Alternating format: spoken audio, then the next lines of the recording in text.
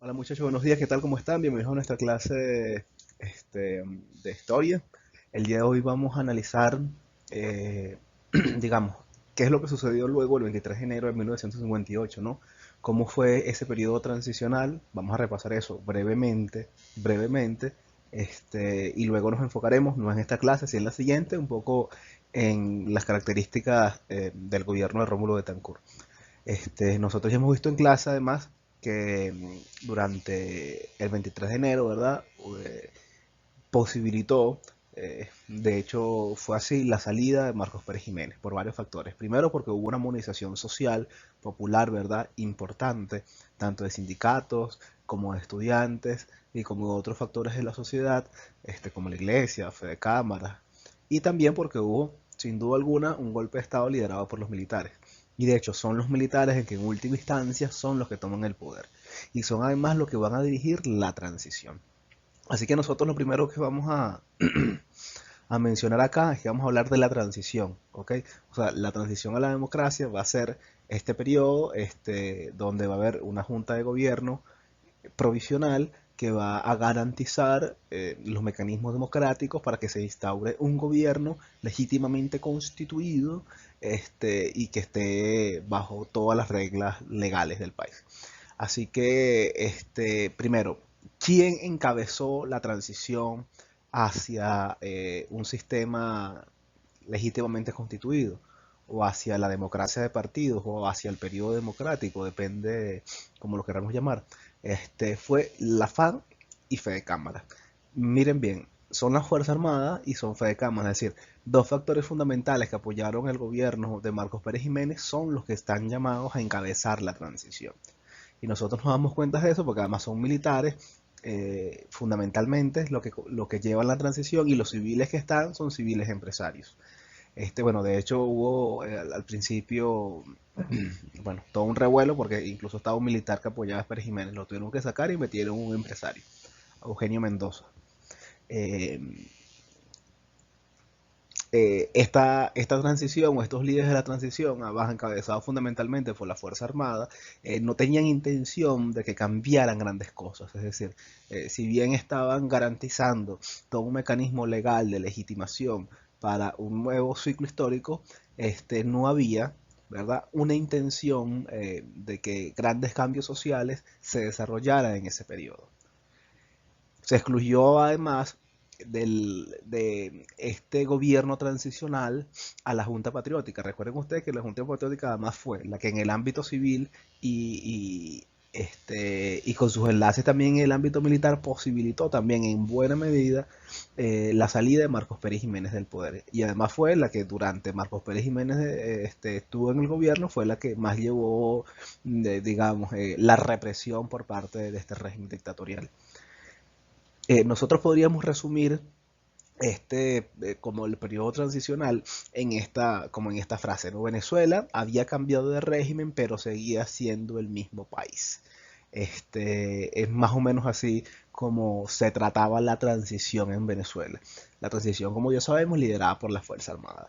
En este ámbito, ¿verdad? En el ámbito además que una transición que iba a garantizar, por lo tanto, una legitimación de un posterior gobierno, nosotros nos encontramos a que se estaban convocando elecciones generales en el país. Perdón, elecciones presidenciales. Estas elecciones presidenciales, bueno, habían como varios candidatos, ¿no? Estaba Caldera, Villalba, que era el líder del partido URD, y estaba Rómulo Betancourt, que es el líder del partido Acción Democrática. ¿Qué nos encontramos nosotros en este escenario?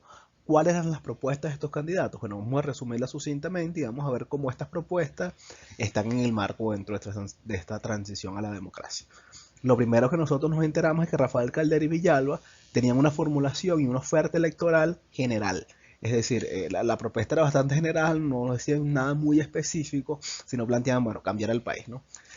Lo segundo es que había una crítica moderada a los problemas sociales.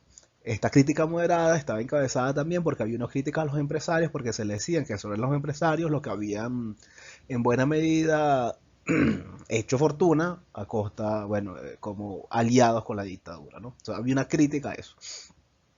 Los partidos Además, ellos decían que los partidos eran la instancia básica para la toma de decisión política. Es decir, Caldera y Villalba estaban supeditados a su partido. No así el siguiente candidato, que era Rómulo Betancourt. Rómulo Betancourt, como ustedes saben, estuvo en el exilio mucho tiempo. Así que mientras Rómulo Betancourt estuvo en el exilio, en Venezuela, bueno, Acción Democrática siguió existiendo, un poco más mermado, ciertamente, pero siguió existiendo, y cuando llega Rómulo Betancourt del exilio, se va a encontrar con que el partido que él había creado y que él había fundado ya no le pertenecía, o le pertenecía, digamos, a media.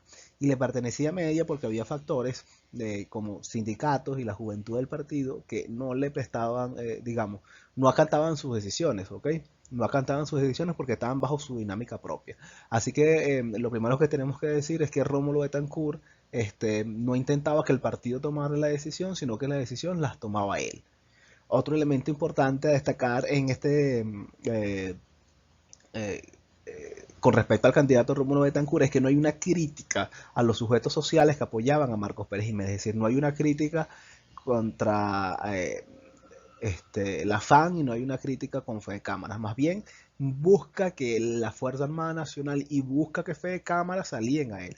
Y de hecho genera varias reuniones interminables en su despacho, tanto con militares como empresarios, buscando una alianza que le garantizara el apoyo de estos factores para poder ganar las elecciones. Es decir, entonces por lo tanto no había una crítica a los factores que apoyaban a Marcos Pérez Jiménez, sino más bien se alió con ellos, ¿ok? Para potenciar su candidatura y posibilitar un ámbito de gobierno más o menos estable. Todavía aquí no sabíamos que iba a ganar, ¿ok? En el marco de toda esta revuelta, ¿verdad? Generada por el 23 de enero, toda esta gama de posibilidades que podría pasar en el país, porque cuando hay una conmoción como esta, digamos, la historia puede irse por cualquier lado. Y precisamente Villalba, Caldera y Betancourt, que eran además los presidentes de estos partidos y pertenecían en buena medida, eran los mayores representantes de la clase política en Venezuela, decidieron firmar una cosa que se llama el Pacto de Punto Fijo. Es por eso también que a ese periodo democrático del 58 al 98 se le conoce como el Pacto de Punto Fijo. ¿Y qué es el Pacto de Punto Fijo? Bueno, el Pacto de Punto Fijo es un documento que se firma con el objetivo de generar una alianza entre los partidos dominantes de ese momento, entre Acción Democrática, COPEI y URD. Y ellos decían más o menos que el poder le iban a manejar entre ellos tres, o sea, si ganaba uno de ellos tres, se iban a compartir el poder, iban a garantizar una estabilidad política. Eso más o menos es lo que estaba como en el papel.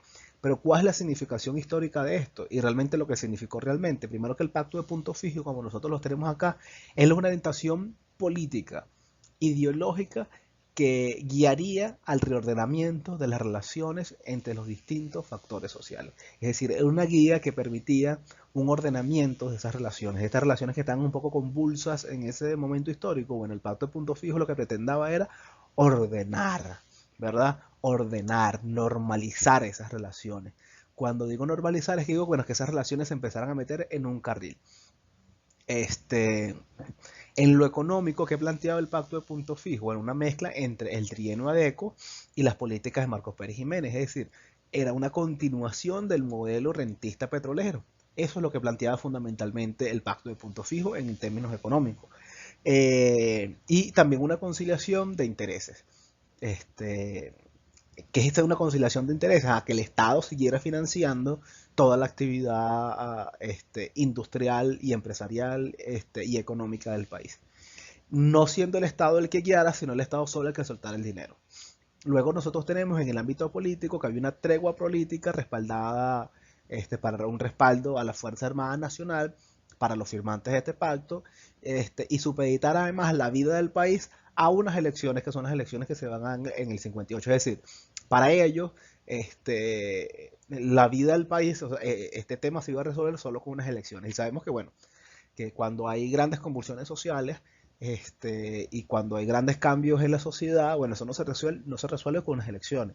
Las elecciones pueden ser un paso para abrir el caudal democrático del país. Por eso se llama un nuevo ciclo de la lucha por la democracia, para abrir ese caudal democrático. Las elecciones por sí mismas no garantizan democracia. ¿Sí? La democracia la garantiza unos aspectos mucho más amplios que se desarrollan en la vida política de un país. Este, Y además, dentro del pacto de punto fijo, digamos, hubo como un acuerdo, es importante ver como un acuerdo que lo políticamente válido dentro del pacto, la política que se iba a considerar válida era aquella política que desarrollaban URD, COPEI y Acción Democrática. Los demás partidos que estaban fuera del ámbito del pacto de punto fijo iban a ser considerados que no estaban respetando las reglas del juego. Por lo tanto, el pacto podría ser un poco antidemocrático, aunque se firmó con un fin democrático.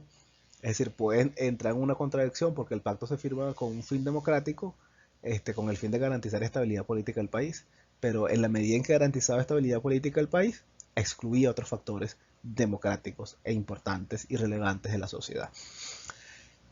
Antes de llegar a las elecciones, ¿verdad? Para que se generara la mayor estabilidad posible, y vamos aquí con unos datos relevantes, se firmó una cosa que se llama el Pacto de Avenimiento Patronal.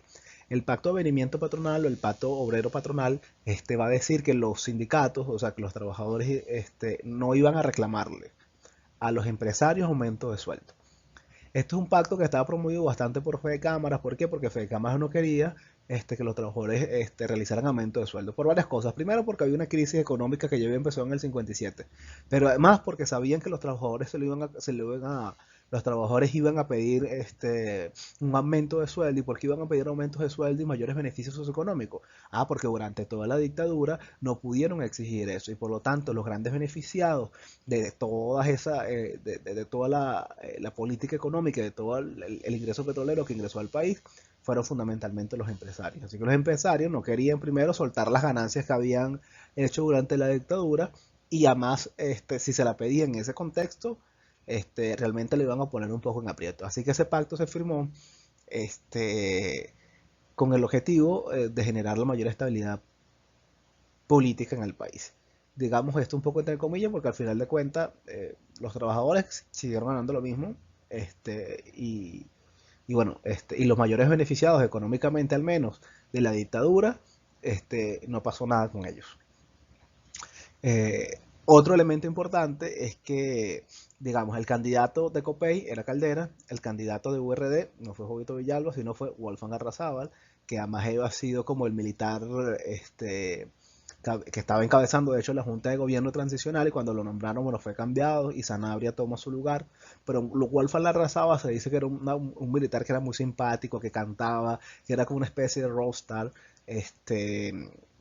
y bueno, URD se quería aprovechar de eso a ver si ganaba. Y de hecho, bueno, digamos, aunque no ganó las elecciones, porque las elecciones las terminó ganando, como ustedes saben, el candidato de Acción Democrática, Rómulo Betancourt, Wolfgang Arrazábal ganó Caracas, y bueno, fue una cosa importante.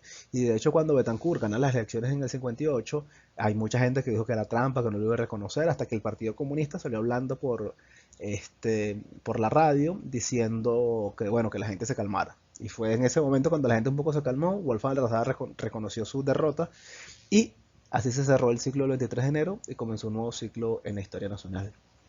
Así que para conversar un poco más de ese nuevo ciclo, nos vemos en la próxima clase. Cuídense mucho. Hasta luego.